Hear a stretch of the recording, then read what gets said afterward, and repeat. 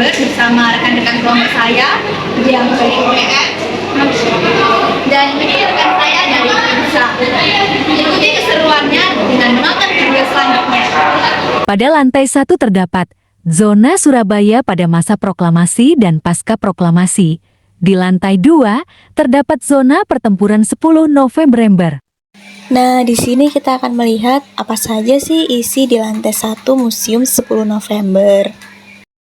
Nah, di sini ada figura Rumah Sakit Simpang Surabaya. Foto yang mendapatkan dalam figura mengenai Rumah Sakit Simpang Tempo Dulu. Rumah Sakit Simpang Dulu merupakan salah satu rumah sakit tertua yang ada di Surabaya.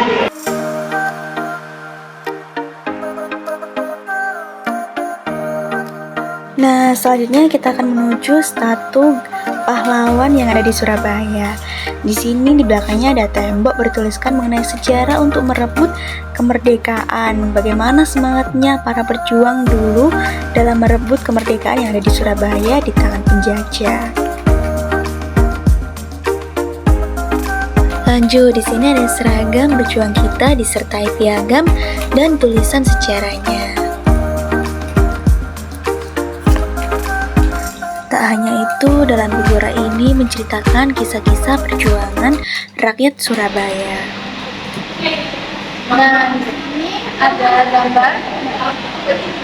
Di sini gambar ini menjelaskan mengenai Bung Tomo yang menyampaikan gagasan pidatonya untuk semangat anak-anak Surabaya pada tanggal 28 Oktober 1945. Pidato ini digunakan untuk menyemangati anak Surabaya dalam merebut kemerdekaan dalam penjajahan. Serta di sini ada gambar mengenai pasukan Surabaya pada pertempuran 10 November. Kemudian ada latihan perjuangan anak Surabaya. Latihan ini digunakan tentu untuk mempersiapkan kemampuan mereka dalam merebut kemerdekaan yang ada di Surabaya. Nah, kami berdua berada di lantai 2 yang terdapat mengenai senjata laskar rakyat yang diamankan dengan jenis pengarang, dan juga ada bambu runcing disertai dengan perahu maupun keris. Selanjutnya kita akan ke sini. Di sini ada paranti navigasi dan persinyalan. Di sini juga terdapat beberapa benda terkait paranti navigasi dan persinyalan seperti adanya tas amunisi, kompas sapu, dan lain-lainnya. Kita lanjut di sini. Di sini terdapat helm-helm para pejuang yang terdiri dari helm mak 2 lapis jari, dan di sini juga ada helm yang 1 lapis kamuflase, dan di sini helm yang ketiga yaitu helm penil M338. Selanjutnya akan dijelaskan oleh teman saya yang berada di samping saya. Baik, saya akan menjelaskan koleksi-koleksi yang lainnya.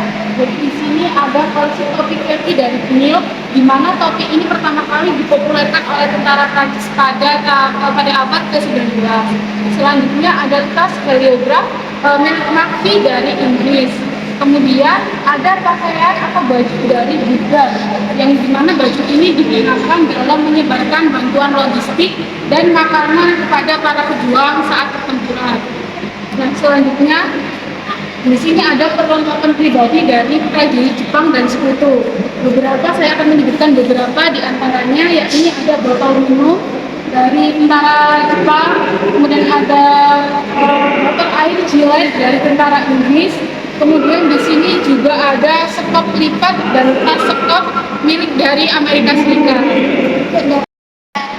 Jadi di belakang ini ada gambaran dari dapur umum yang diberikan oleh wanita-wanita Indonesia untuk mempersiapkan masakan untuk para pejuang yang berjuang pada saat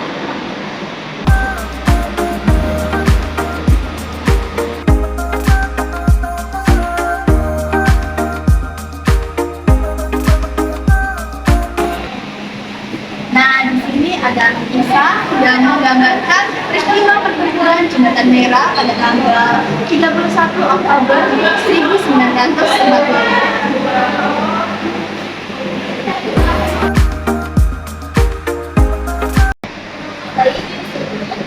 Ada Joko perampas senjata dari arek-arek Surabaya yang dirampas dari Jepang.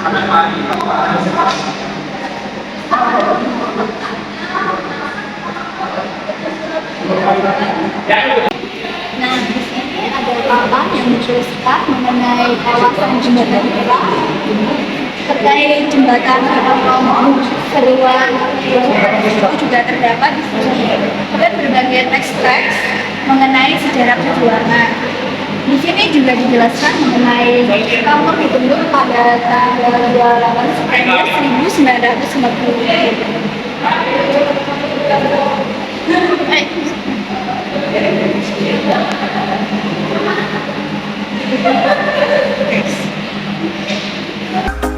Nah, pada 5 segi 4 ini terdapat beberapa foto pahlawan pada zaman dahulu.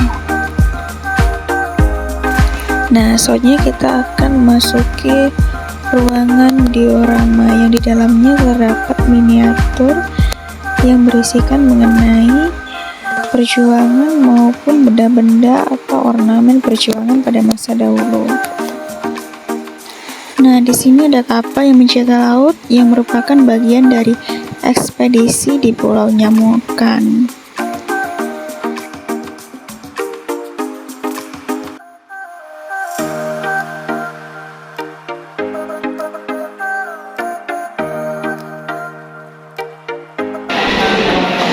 Nah, ini menggambarkan mengenai penolakan anak Surabaya terhadap ultimatum sekutu.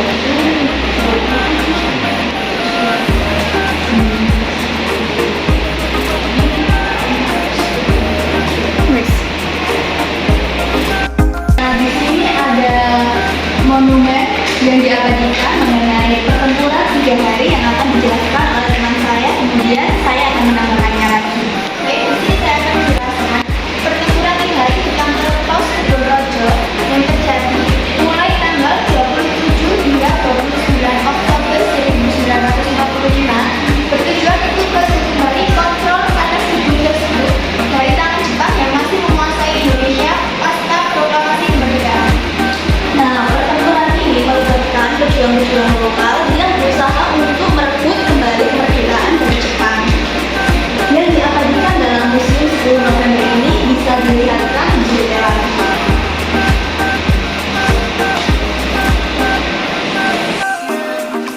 Terdapat gambar yang panjang mengenai perjuangan anak Surabaya dan sekitarnya untuk merebut kemerdekaan di Surabaya. Jadi Museum 10 November ini terletak menjadi satu lokasi dengan Tugu Pahlawan, di mana yang beralamat di Jalan Pahlawan, Kota Surabaya, Jawa Timur. Tentunya tempatnya sangat strategis dan mudah diakses karena berada di tengah kota Surabaya. Nah, kompleks ini menjadi kompleks yang sangat bersejarah serta menjadi ikon kota Surabaya karena memiliki sejarah mengenai pahlawan-pahlawan untuk perjuangan merebut kembali kemerdekaan di Surabaya. Nah, di sini juga dijadikan tempat wisata baik oleh warga Surabaya maupun wisata luar Surabaya sendiri. Nah, berkunjung ke Museum 10 November merupakan bagian dari nilai bela negara. Yang kedua yaitu kesadaran berbangsa dan bernegara yang harus ditanamkan dalam diri sendiri sebagai mahasiswa, khususnya mahasiswa UPN Veteran Jawa Timur. Sekian, terima kasih. Semoga video ini bermanfaat bagi kita semua.